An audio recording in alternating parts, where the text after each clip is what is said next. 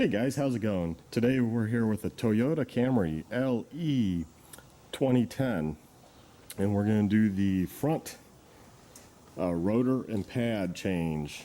So you can get this bad boy jacked up and go ahead put on new parts, new rotor, new pads. So you'll want to jack up the car. I used a point right back in there. Seemed to work pretty good. And what you do first is just get it up part way, but still on the ground. Crack your lug nuts, and then continue to jack it up, and then take the lugs off, pop the rim and tire off, and then you'll have access to the rotor and caliper. So this is what it looks like on a Toyota Camry LE 2010 when you get the rim and tire off. Now you can see better my jack point. Use that worked really well. I think it's a 15 for the bolt. We're going to check it here to pop off the whole caliper assembly, and then this rotor looks like it will just pop right off. Okay, so it's pretty simple. You just use a 17 millimeter deep socket extension piece, normal wrench, and yeah, that gets the caliper off, using our jack stand to kind of balance it there. So the easiest way to get the rotor off is to use two bolts either side. New rotor also has that, and it just pops right off, so you don't have to beat for an hour on a side. And now we'll put on the new pads. But, yeah.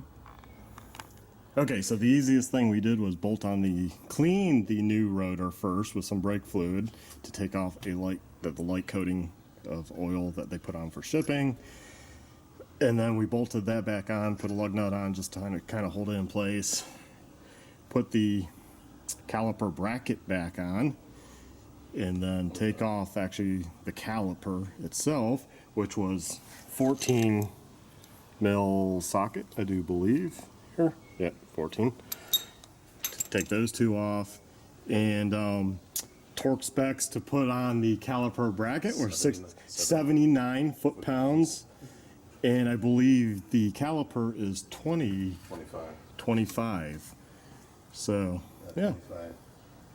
So you can do that if you're worried about torque specs. I know some people are. And so, yeah, we're going to go ahead and put the pads in, which they have a spring, and the new ones come with all the new hardware. And, yeah, those are the new ones. For the A1 Auto, or 1A Auto. Oh, and yeah, so the new pads, and I guess the rotors too, are from 1A Auto. $172 for the entire kit. Yeah, $172 for the whole kit. And that included specialized rotors. Yep, the drilled and slotted. Drilled and slotted, yep. And I think that's about it. Oh, we did add some new anti-seize lubricant, high temp, to the pins that are in these boots. Just slide them out. Pretty straightforward. And yeah, that's it. Okay guys, back. We went ahead and installed the new pads. We used the old OEM vibration sound shim metal piece, because the Toyota one's actually nicer than what came with the pads. This is what came with. It's just a piece of metal.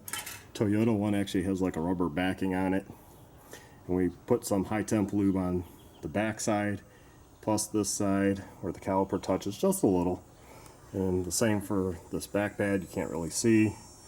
We did have to reuse the original wear indicator because it's shaped like that, and these guys, let's line it up, are shaped differently.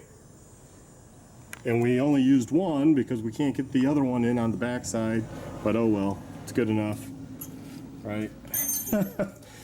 And yeah, so we're gonna put the caliper back on. Oh, still have to add these guys, and we think we figured that out. We have to put the caliper on, lean it out, and then put it in, lean it. You need 4 sets of hands here, so that's a warning. 2 sets of hands. Well, 2 sets of hands, 4 hands total. Yeah, I got a comedian with me today. Oh, you said 4 sets of hands. And the reason why the spring clips, these guys, is because it will push out and these will just pop out. So that's the best way we've figured it out, that we're gonna just lean the caliper one way and then the other and get it in. It's a little bit different than other cars. So anyways, we'll be back when we're done. Okay guys, so we got it all back together. I guess the trickiest thing of this job was just actually having the extra set of hands to put in that spring that goes on top. Two of them. But other than that, yeah, it worked out as planned. We just rotated the caliper unit out to get in the bottom one, and For the springs. yeah, for the springs. That's the only really, I guess, tip to this whole job. There is a lot of different little plates and stuff with this car to put on and with this kit. And yeah, that's pretty much it. No other. I guess the only other tip most people don't think of is having 2 bolts on hand to be able to get off the old rotor. So thanks guys for watching. Please like, subscribe, and check out my other videos.